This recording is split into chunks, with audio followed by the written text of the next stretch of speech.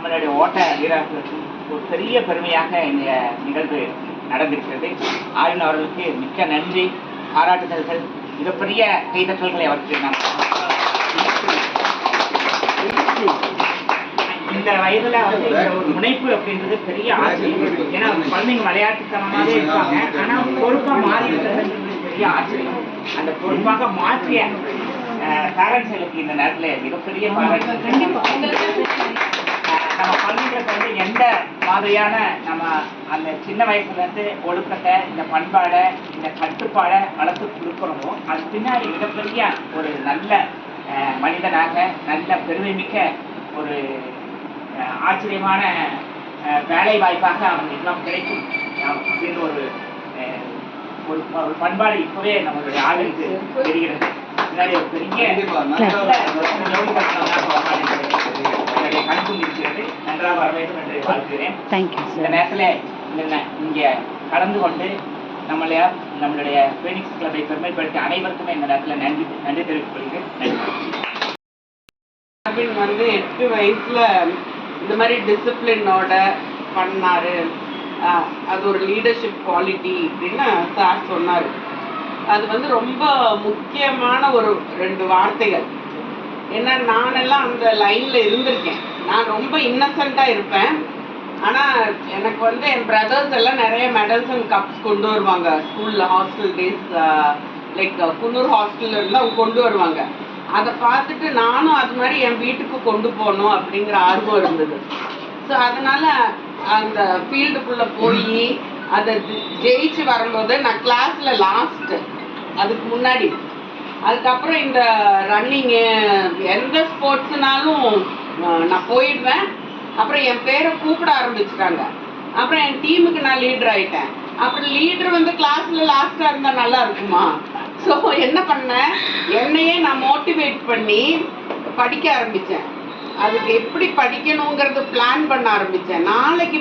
நாளைக்கு போகிற ஸ்டூடெண்ட்ஸ் நல்லா படிக்கிறவங்க பார்த்தீங்கன்னா நாளைக்குள்ளதை ப்ரிப்பேர் பண்ணிட்டு அங்கே வந்திருப்பாங்க.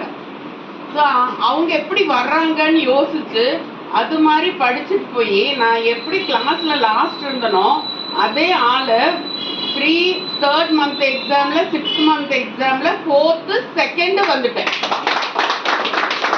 ஸோ இந்த மாதிரி எனக்குள்ள அந்த மோட்டிவேஷன் நடந்துகிட்டே இருந்தது. நான் எதுக்கு இதை பேசுகிறேன்னாக்கா, இப்போ இந்த குழந்தைங்கெல்லாம் 8 years 7 8 years 9 10 இந்த ஸ்டேஜில் தான் அவங்க வந்து அவங்க பிளான் பண்ணி 16 வயசு 15 வயசு கிடையாது, இந்த 8 9 10 இதுதான் அவங்கள மோட்டிவேட் பண்ணி அவங்கள வித்ஸ்டாண்ட் பண்ணக்கூடிய ஏஜ். நேற்று கூட சொன்னேன், யாரும் அம்மாவோட ஹெல்ப் எடுக்கக்கூடாது. 4th standard வந்துட்டாலே நீங்களா படிக்க ஆரம்பிக்கணும், நீங்களா எக்ஸாம் அப்ரோச் பண்ணணும். அதில் டிஃபெக்ட் வந்துச்சுன்னா நீங்களே கரெக்ஷன் பண்ணணும், நீங்களே அதை ரீச் பண்ண பார்க்கணும்.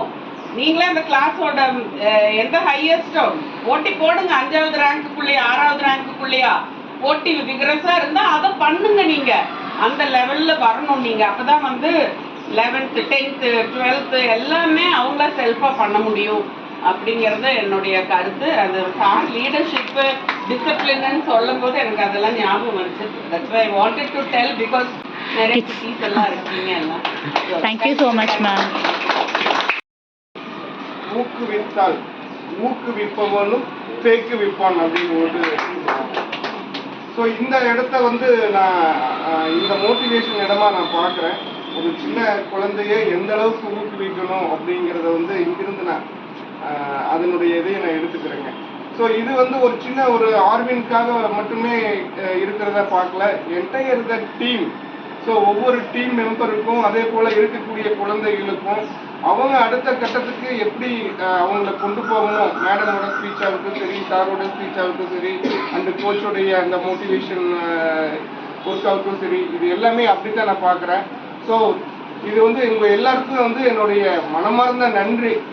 எல்லாரையும் வந்து அடுத்த கட்டத்துக்கு நீங்கள் கொண்டு போகணும்னு நினைக்கிறது. ஃபர்ஸ்ட் ஆஃப் ஆல் வந்து ஃபிட்னஸையும் தாண்டி அடுத்த வாழ்க்கையினுடைய அடுத்த எல்லைக்கு போகணும்னா முயற்சிங்கிற இது வேணும். அந்த முயற்சியை வந்து எடுத்துக்கணுங்கிறத வந்து இந்த அளவுக்கு நீங்கள் எடுத்து கொண்டு வர்றீங்க. அதுக்காக உங்கள் அனைவருக்கும் என்னுடைய மனமார்ந்த நன்றிகளுங்க. இதுக்காக வந்து எத்தனையோ பேர் நிறைய தியாகங்கள் செஞ்சிருக்கீங்கன்னு நினைக்கிறேன். கண்டிப்பா இருக்கும். ஸோ அந்த தியாகங்களுக்கும் எங்களுடைய மனமார்ந்த நன்றி. உங்களை அனைவருக்கும் வந்து ஒரு சின்ன ஃபீஸ்ட் ஆயத்தம் பண்ணியிருக்குது.